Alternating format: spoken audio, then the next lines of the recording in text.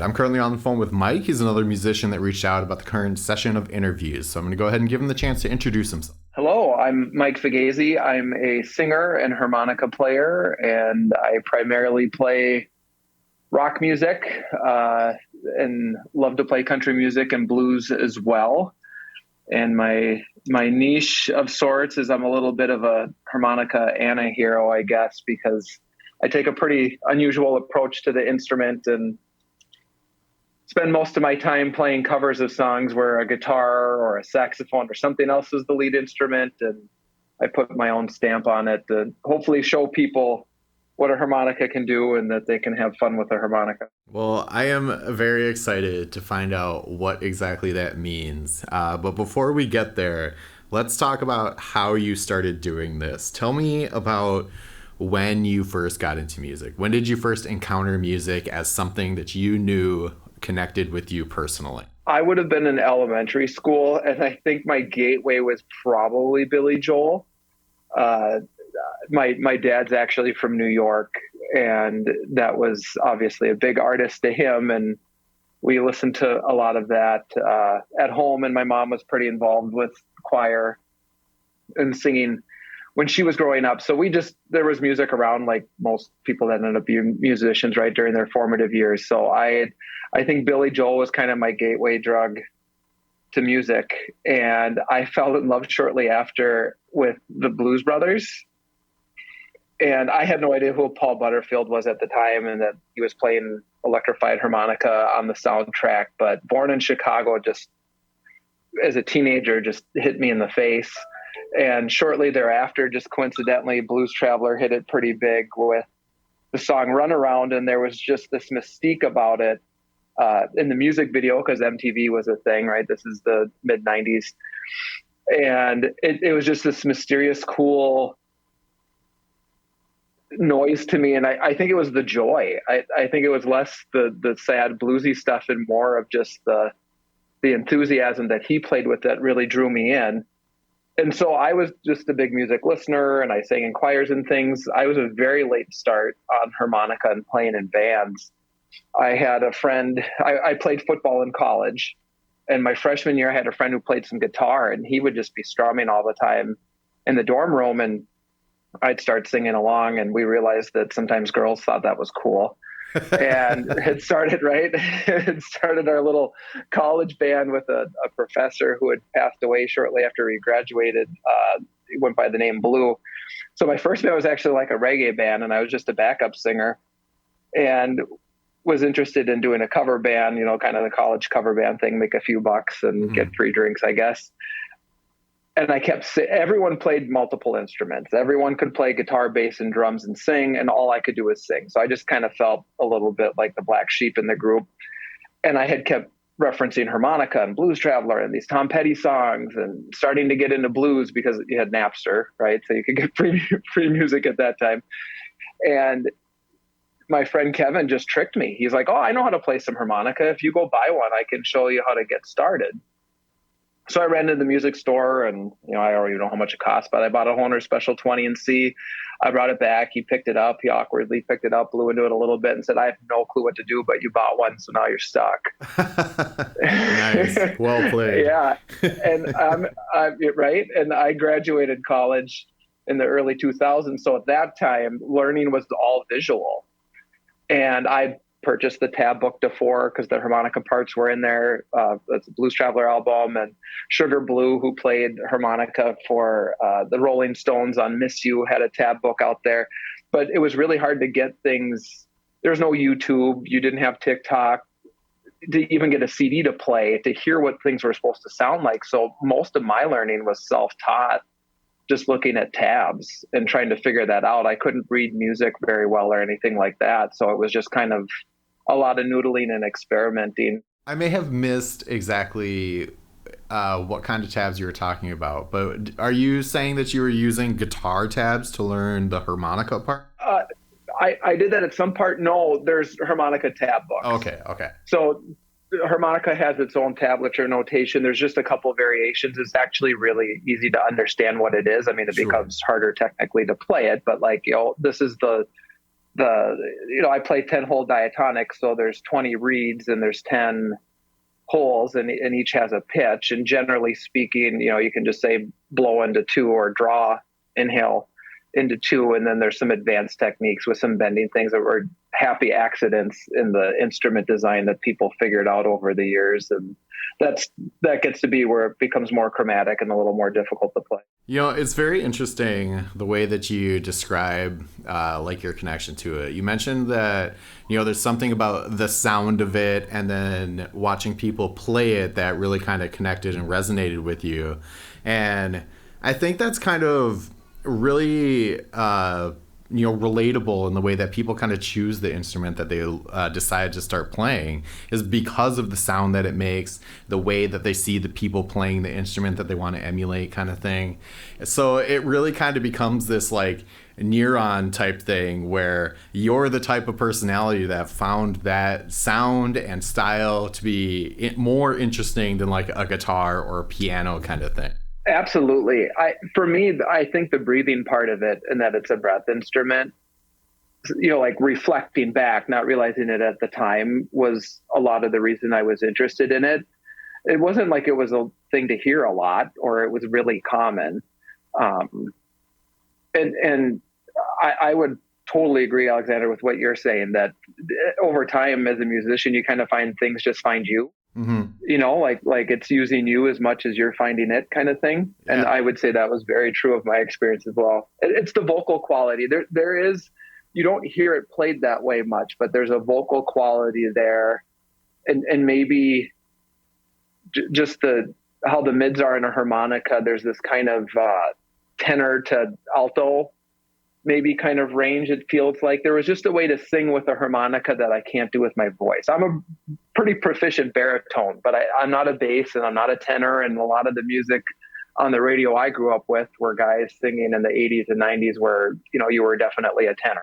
And to kind of expound on your point there of the instrument finds you, you were placed in a unique situation where the band that you were in like promoted you to do that as well. Like they wanted you to play harmonica instead of being in some other band that might think it's just for lack of a better word, an annoying sound, like bagpipes or whatever. I shouldn't have said that, but you get my point. It's funny because I oftentimes joke that I probably would be more famous as a musician if I would have played an instrument like bagpipes. It's such a hard sell. People don't, to go back, the guys I played with in college were just really great friends. And I got really lucky to hang out with a group of guys that just wanted each other to be happy and successful. And as football ended and I needed a hobby, yeah, that's that came about in a way that everyone was just cool with. I don't know why. I don't know how they were so patient with me, but they were. And obviously that's made an impact over the last 20 years. Tell me about how that has evolved. Are you still playing with those guys, or have you moved into like different projects? Like, tell me like what the progress has been. Sure. So we all kind of split up with graduation and moving on with lives and careers out of the area. I was able to find kind of a blues rock cover band when I first moved to the area. I live in Mankato currently.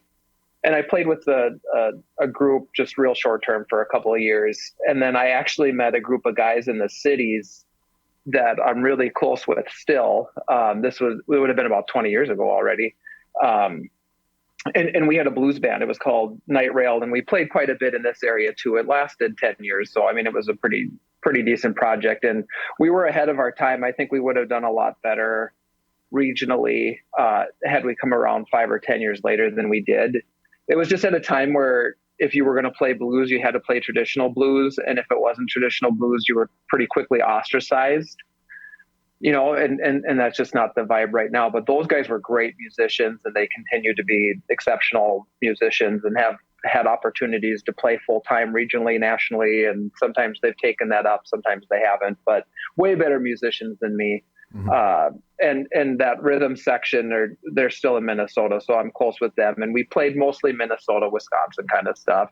And the guitar player was just a monster. He moved down to Austin, Texas, played full time for a long time, and now he's a music director in Oklahoma and becoming a pretty successful YouTuber as well. So Same deal there. I got lucky. I met a group of guys that I became fast friends with, and they just put up with me. And I think both my college band and playing in Night Rail as in my 20s, those guys could understand what I was trying to do, even if I couldn't do it all yet. And they were really respectful of that. So they let me get better every gig as a musician, probably because I was willing to do some of the business side, and again, pretty proficient singer. So it was like, well, he's singing most of the time, so we can put up with the harmonica some of the time.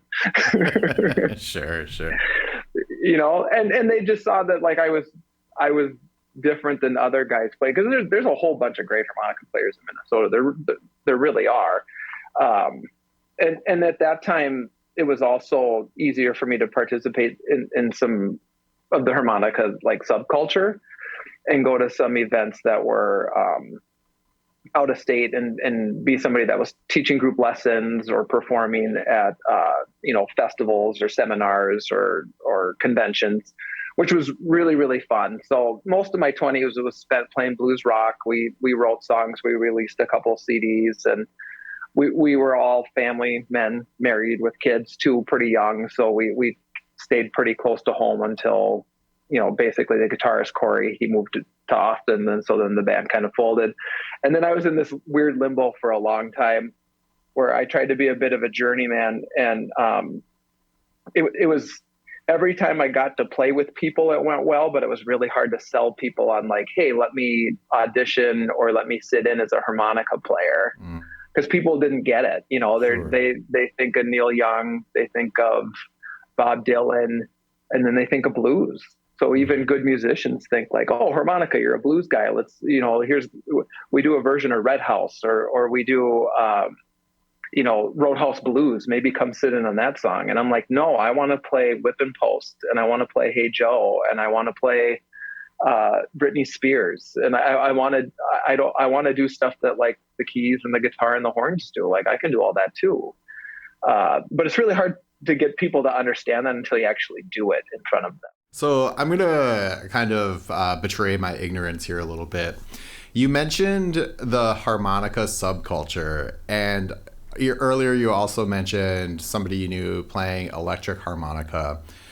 Is that, would it be fair to say that there is a harmonica that you're able to like plug into like guitar pedals and things like that? Yeah. So it used to be, I'll tell the short version, but, in harmonica started out as an acoustic instrument, and it actually like the very foundation of it goes back to China. But as a reed instrument in the States, it was the late 1800s that it became a thing. And really the bottom half of the harmonica was designed to play chords, and then you'd play melodies in the middle half.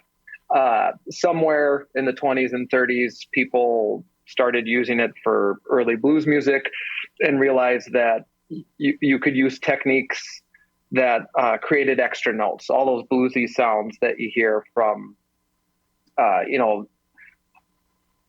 can name people like Little Walter or Sonny Boy Williamson, but I know a lot of non-blues musicians maybe won't even know who those people are. But those bluesy sounds, that the stereotypical harmonica sounds, right? And at some point in time in the 50s and 60s, primarily with somebody named Little Walter, they try to amplify it by holding a microphone. And that microphone would be connected to a PA system. And just like when people realized that a guitar could make distortion and that sounded pleasing and musical, similarly with harmonica. So they were taking these cheap microphones, which were CB microphones, and PA systems at the time were pretty sparse. So then people realized, well, you could plug them into a guitar amplifier like a Fender Bassman. And at some point in time, it was like, well, that would be loud enough to be heard over the club that people were dancing in. And then as things got louder and louder and the tubes started cooking, it made this really cool raunchy sound. And that was pretty in style and remains pretty in style. It's only really the last like 15, 20 years that amongst harmonica players doing things more like a guitar player are okay. I remember starting out going on early Yahoo groups and message groups asking about like, how do I play more like the dude from Blues Traveler? His name's John Popper. who was using Mesa Boogie amplifiers and had a full pedal board of Boss pedals and stuff. And people would just like, they were mean. They're like, that guy sucks. Why would anyone want to do that? That's not even music. So I became very trepidatious about engaging with other harmonica players because it was kind of sacrilege to not be a blues guy. And I don't know what's changed in the last 15, 20 years, but you can go on a harmonica group and people are buying the Tonex pedal and they're buying Line 6 Helix pedals. And these guys got bigger pedal boards than the guitar player. I think that's awesome. Yeah, it's super cool. And like my personality with the harmonica, maybe not in the real world, has always been to be a little mischievous. So I went through that stage, and as it became more in vogue to use an octave pedal and some of those things, or a wah pedal, like a guitar player, then I flipped. I'm like, well, I'm going to start using that stuff less because I gotta be difficult, right? Sure. So I went from having a big, I had a Mesa Boogie and I had a full pedal board and all those things, to cutting back quite a bit on that to get to 2 or 3 sounds that I add extra maybe in the course of a gig. So well, let's kind of get back on focus here. Tell me about what you're currently doing. What are you excited about? Yeah, so I love to just expose people to the topic of harmonica and just to get people thinking about it or realizing it's in a song or being able to play, a Zach Bryan riff or something like that. So I love harmonica. I want people to love harmonica too. So most of my social media, pertains to that. I took a really big hiatus from gigging and performing just as part of my family and my day job. And in the last couple of years, post-pandemic, have really tried hard to come back to that. So most currently, I play quite a bit in an acoustic duo, and we do covers. It's mostly classic rock stuff. There's a lot of stuff from the 70s through today. And most of that is with arrangements that make harmonica the lead instrument. That would be most of what I do. I get some side gigs doing some country work, and I would love to do that more. I think the thing that I'm best suited for now at this stage in my life is to be somebody's number 2. I want to be the Mickey Raphael to Willie Nelson, or he also plays with Chris Stapleton. Somebody's wingman and hype man is probably the best role for me over trying to be the lead guy all the time.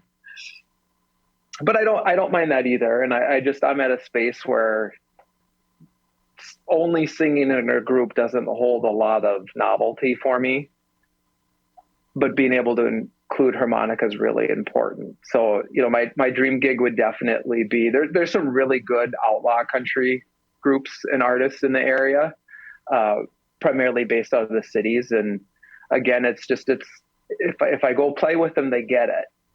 But if you just send the video link or you shoot a text about maybe meeting up, that always doesn't get answered. But then when they finally hear you play and it's like, oh yeah, that does make sense. Or it's amazing how many of those guys are covering Willie Nelson or Waylon Jennings songs that I'm like, yeah, those were all recorded with harmonica.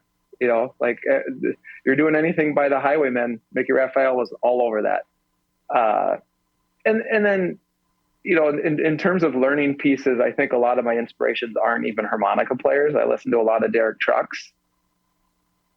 He's probably my favorite overall musician. He's a slide guitar player. He doesn't even play harmonica. And then maybe I'm just getting older and then middle-aged, more refined, but there's some jazzier harmonica players I really enjoy, like Chris McCulloch and Lee Oscar, that they're just very, very lyrical. And I know that it's an uphill battle when most people just want to hear you wail away and make train noises because that's what they're familiar with, right? Like the guys in their 50s and 60s want to hear that. But I want it to be more like a guitar or saxophone. I want to sing with the harmonica. That's really my goal. So I guess that's my sales pitch to any musicians listening, whether it's a recording project or a gigging thing. And just to wrap up that question, I do about 2-3 times a year, somebody will reach out and say, hey, I'm recording a song. Will you play on it? And so I've gotten to do some country stuff, some Americana. I was on a rap song, probably most recently. Vodnik is a guy in the cities, and I did a harmonica part for that on this song. It was just like totally nuts. You know, probably wouldn't work every song in a rap group, but it worked there. And I'm hoping it seems like Snoop Dogg and Dr. Dre and Jelly Roll have taken some samples from Mary Jane's Last Dance, the Tom Petty song, and they've just released a single based off of that, and that had a very prominent harmonica part. So kind of like how that song Timber a few years ago by Pitbull came out and had a harmonica riff. I'm hoping maybe there's a little bit of a resurgence with that. But if I can get some 18 to 25-year-old guys to pick up a harmonica and blow into it when they're strumming the guitar at the campfire around the ladies or something, that's probably a pretty good deal too. I don't have any aspirations to really be a full-time musician, but I'd love to play regionally and do some stuff in the summers, out of state. So. All right. Well, you mentioned wanting people to reach out to you. So where would they be able to do that? Yeah. So I thought I was clever. And that is that Jason Ricci, who's an amazing harmonica player, actually, when Paul Butterfield was inducted into the Rock and Roll Hall of Fame, he's the one who played all the harmonica parts because Paul had passed away many years ago. But Jason's just phenomenal. And at one point in time, he referenced me as being a harp ninja, a dedicated harp ninja. And if you play harmonica, you usually don't use the word harmonica. You say harp. So I thought it'd be clever when I had all my socials to use that, to say Harp Ninja Mike. And then I quickly realized that unless you play harmonica, that probably doesn't resonate very well. But it's a little too late to change. So my last name's Fugazzi, which is a mouthful. It's definitely not a Midwest last name, right? It's very Italian, very East Coast. So I thought it'd be easier to go with Harp Ninja Mike. And in hindsight, I should have just gone with like Harmonica Mike or Harmonica Guy or something, right? That made it real obvious. But all my socials, Facebook, TikTok, Instagram, Harp Ninja Mike. I also have the domain for rockharmonica.com, so that works too if you look up rock harmonica. And my socials, I do post live clips of stuff. I try to do the shorts, but it's also been really fun to do really quick lessons for people who just don't know a lot about harmonica. That's the more sophisticated you are on the instrument, the more you're alienated from others. I don't know if that's always true with like drums or guitar, but that's definitely true with the harmonica. Once you get past that like intermediate stage, it just seems like you lose some people because again, they're going for a more primal sound with the instrument maybe than I always prefer. So I try to teach things at a very, hey, here's a really easy thing to just get the instant gratification, right? Like if I picked up a guitar, it would take a half hour before I could strum some chords. And then they'd probably be really crappy for a long time. I can teach you a chord on harmonica in 2-3 seconds.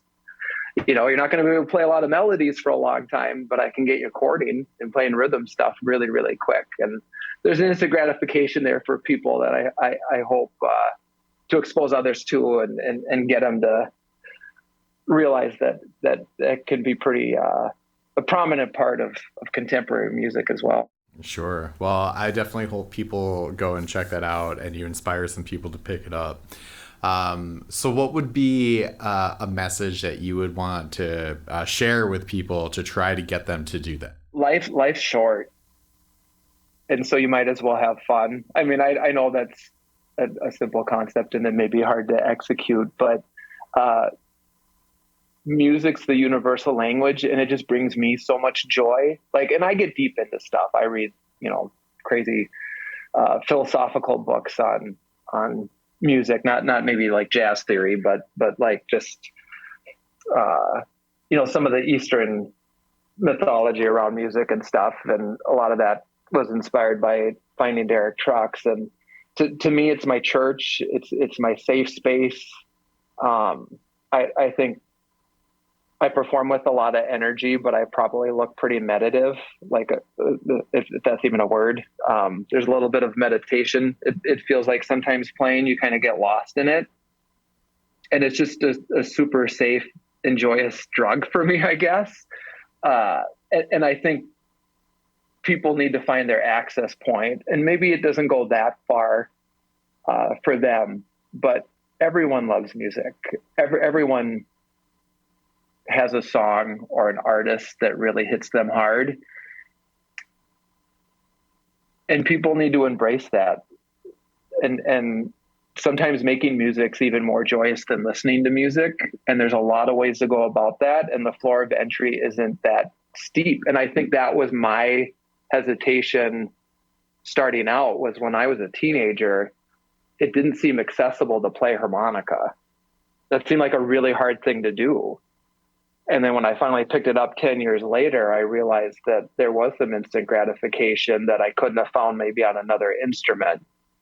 And so maybe for some of the listeners that love music and listening to music, but have been hesitant to play because they don't feel like they're a good singer or coordinated enough to drum with multiple limbs, there's a floor of entry there where you can find the same joy that transcends the radio and CD and MP3s and decades for other people.